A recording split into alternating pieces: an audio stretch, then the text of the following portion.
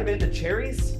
It's hard for me not to like want to eat these, but since I already measured them, I won't. I have been eating them. I pitted them. I got the pits out before because it took a little bit and they were flying all over the place. So it's a true story. I came in and there was like this red dripping over here, and I'm like, is that blood? Like, what's been doing? She's like, I pitted cherries from here.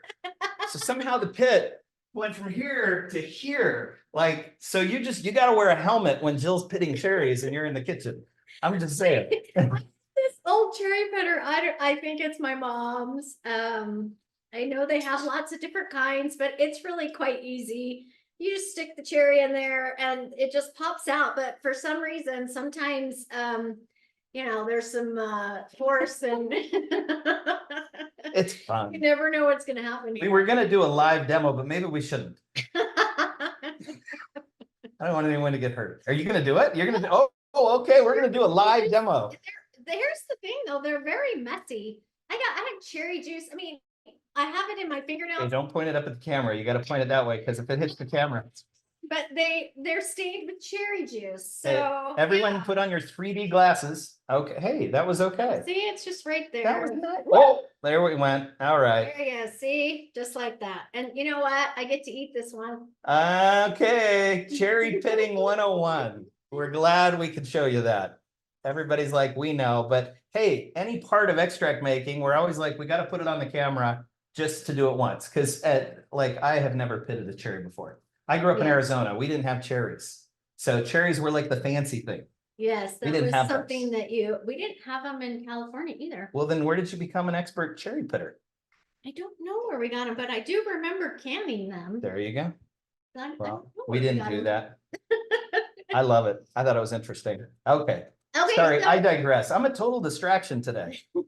I'm working on it. Focus. Okay, so this really is just, we're doing the same thing that we did with the blueberries, except for we're doing it with cherries. That's why I wanted to do it along with the blueberries, because it's the same amount of fruit and the same amount of beans and the same amount of time that you have to wait. So we've got 8 ounces of fresh cherries. We have 1 ounce of Tongan vanilla beans. These are absolutely delicious. These are a very different bean. They have this cherry undertone and they're planifolia. They aren't, you would think from a Tahitensis naturally has this light fruity undertone. But these Tongan are planifolia, and usually you've got this bold, more earthy flavor, and you do have a bold earthy, but there's this cherry in here that it's delightful. I can actually smell the cherry coming off the bean, but the Tongan, they're just like this experience all to themselves, because like Jill said, planifolia is the bean of like, traditional Mexico and Madagascar and Uganda and Tanzania and all these other places, the Sumatra and Indonesia, or the Papa. And so they all have like the cacao and the mocha and like these predictable things. And then all of a sudden you get the planifolia grown in Tonga and it's like cherries. Yeah. It's amazing. So it's a perfect example of where origin has even a bigger impact than species alone when you look at the Tongan bean. It's really unique. So kind of a fun one. Yeah. So it's perfect for cherries. Yeah. This one is like a no-brainer. Like, what's the best bean for this? We're like Tongan. Yeah. For sure. Okay, so like always, I just want to make sure that I've got 1 ounce here. And I think I measured them before, but I just want to make sure. Yeah. And same thing, I'm going to just cut the ends here. Now, while you're doing that and going through the seaming and everything else, a lot of people will cut the tips off their beans like this, and they start a little tip jar. And it's kind of like a mini mother jar. And so they just take their little tips and they put them in a jar, because you're just taking a little bit of the bean off. When you're making vanilla extract, I'm going to get geeky again. Is it okay?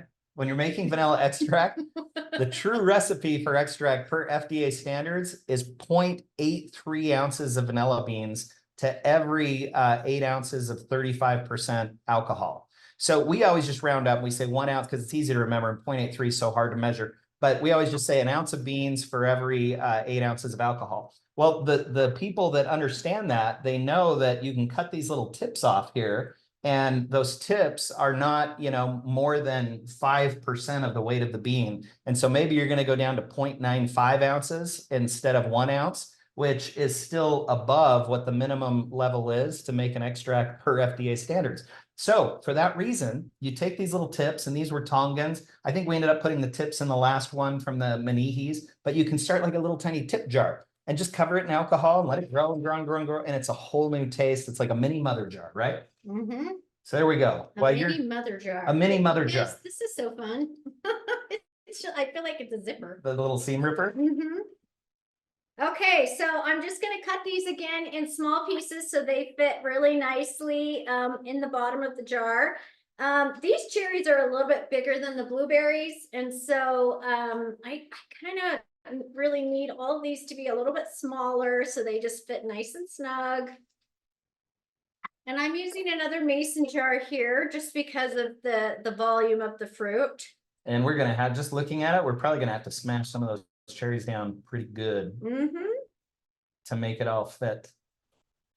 Oh man, these look so. I'm gonna make some bourbon soaked cherries when we're done here, because the cherries right now are everywhere and they are so delicious. I love summer. We do. Summertime. So while she's doing that, and the reason, that we did the blueberry and then the cherry, the thing that we hope with our book and with these lives that we do, these workshops, our whole concept is we just want to teach like the correct like baseline for extract making, and just as your starting point. So as you guys are watching this, if you have your favorite fruit, whatever it is, a mango, whatever it is, that now you have kind of a baseline, a science to be able to start like creating things all your own. We just want to give you a starting point.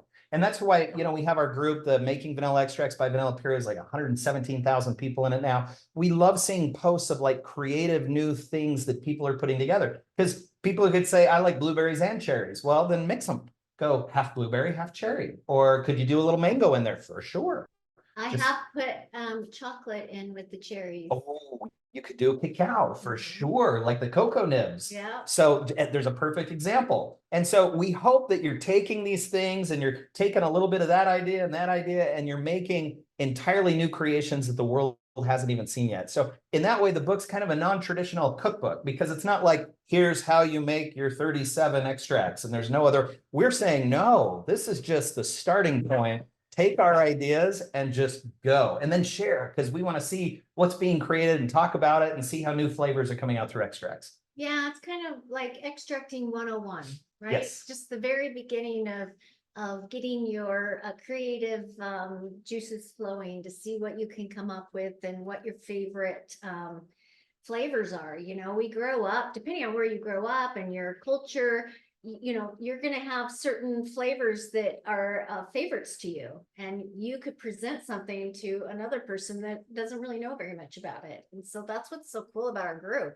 Yes. Is that there's so many of us from all kinds of different places and cultures, and we can share with each other. Well, like for me, it was like the orange stuff, because I grew up in Arizona and had an orange tree, had a grapefruit tree. So we got into citrus because we love that. You like the lemons growing up in Southern California. You've got your lemon apron.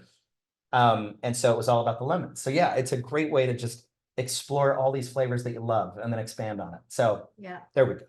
Okay, so again, I'm going to use the other side. Don't the upside down muddle. It's just, there's more surface to push down on it, a little bit more than the other side. So I really am just smushing that down, because I want to make sure that the Everclear is, oh, I can just hear all those juices. Oh, it's wonderful.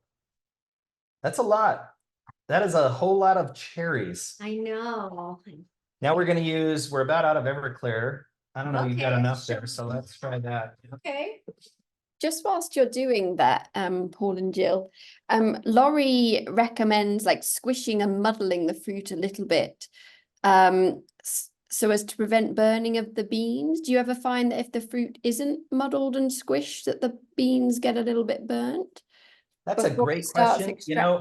It's funny. We actually explored that when we made our chocolate orange cacao, because we had vanilla beans, we had the cacao, and we had the orange slices. We made this one, I think it was back in like February. and we didn't muddle. We just had the orange slices in that big jar and we let it sit just for that reason, just to watch. And no, the moisture finds its way out. And in our experience, we've never, ever had an instance where we've burned the beans. And the way that you know, for the new people, the way that you know the beans have burned is they just don't extract. Starlet, one of the amazing extract makers in our group, if you go to vanillapure.com and you look up Everclear, she did an experiment where she put beans in Everclear and beans in regular alcohol and photographed them over a period of time. And so you could see that the beans that were in Everclear never extracted. The water stayed really light, clear. The solution never turned to like an extract, and there was never a vanilla taste. So it's very easy to see. In fact, on our Reddit group just last week, someone put all their vanilla beans in Everclear and they were like 2 weeks into it. And they're like, it hasn't even changed colors yet. What's going on? So that's how you know if the beans are being burned. You get none of like that amber oil that comes off of it, which you should start seeing within the first 24 hours. In every single case with every fruit extract that we've made, sometimes we muddle, sometimes we don't. We've never had that happen. And so at like a cellular level, I'm not sure what's happening, but we've never burned the beans. And it's not gonna hurt anything if you want to muddle it all together just Oh. to make sure. That might be a really good practice if you've ever run into that, Yeah. because you certainly don't want to be wasting any And of those beans. Lori, did you run into that? I'm curious if Yeah. Lori had an experience where you didn't muddle and maybe it was cherries or maybe it was something else and it took a little while for the moisture to get out, and whether or not you saw that. I'd be interested in knowing. So because we certainly aren't the test all end all be all. So if you had an experience somewhere else, we'd love to hear about it. Definitely. So it wasn't because your orange was sliced, Lori says. They were sliced, and so maybe there's more access, whereas these have the skin, and maybe that's the concern. It's a great question. I'm not sure. We've never had a burned bean. Yeah, we haven't. But I would say this, just as a best practice, when in doubt, don't. Okay, I'm gonna add the 8 ounces. Lord, just really quick, because this is why we do these discussions. I love this feedback. So thank you, Lori, for bringing all this up. She said, with fresh cherries, I didn't have a ton of vanilla flavor, so I think they may have burned a little bit. That's really interesting. And, our recipe calls for waiting a full 12 months. I'm assuming you waited the full 12 months on your cherries and still didn't have as much vanilla taste as you would like. I'd be curious to know that, but even more so, I think it's a good best practice to go ahead and muddle them, get as much of that juice out as you can, because in Lori's case, that certainly seems to have occurred. And Lori, we know, has made a great many extracts. Yes. So when Lori Lanford sharing best practices, we all listen because she has made many, many extracts. So thank you so much, Lori, for sharing, and I'll look for your next response. I also noticed that I didn't get too much of the vanilla flavor when I made it with just a few beans. And that's why I went to the whole ounce of beans and then waiting longer. I don't know what it is about the cherries, but it seemed like when I had more vanilla in it and waited longer, it worked then. Yeah. So Lori said she waited 8 to 9 months. Maybe that's part of it. But even after, as you know, Lori, even after 8 to 9 months, you should have had, a strong vanilla taste coming through. So I suppose it's absolutely possible. Great dialogue. Thank you for bringing that up. So as a rule of thumb, based on Lori's experience, muddling to get all the moisture out as you're making them is probably a great best practice. Yeah. So thank you, Lori, very much. Okay. Okay. I'm gonna just. You're muddling, so Oops. uh-oh. I think you're good with what you pressed I have before. one tiny little bit left there, but I'm gonna kind of keep an eye on this and then I'll come back to it. Yep. Let's take a look at this. I did close it good. I've done this before where it wasn't closed and then. Yeah, you can kind of see that I've smushed them up a bit. I don't know if you can see that. And maybe it'll be good just to shake it up and so you make sure that you're getting juice at the bottom there. I think it looks pretty good. It's already colorful. Yeah. Very, very purple already. Beautiful. Love it. We love cherry extract. Okay, and then we've got our piece of tape. Just putting it on there. Oh gosh, we've got We're running out of time. What size jar did you use, Melanie asked? This is a pint, which is 16 ounces. And again, we always say go big when you're making. And so it's better to have more room than not enough room. And with the cherries, I mean, we were all the way to the top on both of these, which last time we weren't all the way. So maybe it's the size. I don't I know. don't know, yeah. Yeah. So it's always better to have a little bigger when you're making. And then, you know, the size we'll recommend in the book and a lot of times is the use size because it's a lot easier to use out of smaller sizes. Yes. So love it. Okay. Love it. We've answered questions. Awesome. So I Sorry, didn't say this. Paul. Oh, go Just ahead. before we move on from cherries to the other fruit, for anyone who lives, I'm guessing, around here, Ladon recommends if you drive out on the I-10 towards Indio, towards Cherry Valley, you can get Oh, yes. a load of good cherries. That's probably where we went when I was a kid. Yeah. But I know we can cherries for days and days and And in Utah right now, all up and down the 15, you know, State Street, there's a fruit stand selling cherries all over the place, especially up north. As you get up to Clearfield, Layton, that area. Yeah, Cherry Hill, right? Can't get enough cherries. What's And that? can't get enough cherries.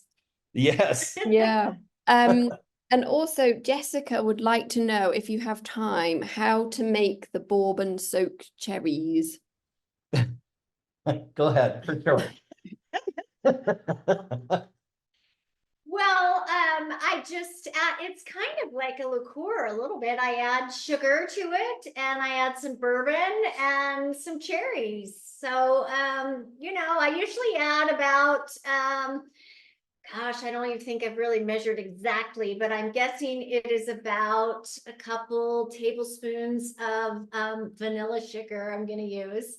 And then 8 ounces of the cherries. And then the bourbon, I usually do about 2 cups in there. And then I kind of just play with it and I'll add or subtract, you know, but I don't know. I know a lot of other people make bourbon soaked cherries, so maybe they have another recipe. I haven't come up with an exact measurement. It's one of those things where I do it by taste, but when you know, I'll have to pay attention this next time. And what do we use them for? Oh, well, you can put them in all kinds of different desserts, and you use them for cocktails and, you know, I mean, they're delicious. And I like to just pop one in my mouth every so often. There you go. Delicious. Yeah, great question. That's fun. Okay. So not, we don't have a recipe on our site for that one, but maybe we need to like I know, open I up a different recipe it's just blog. something I like to like For mess sure. around with, but I'll have to like pay attention.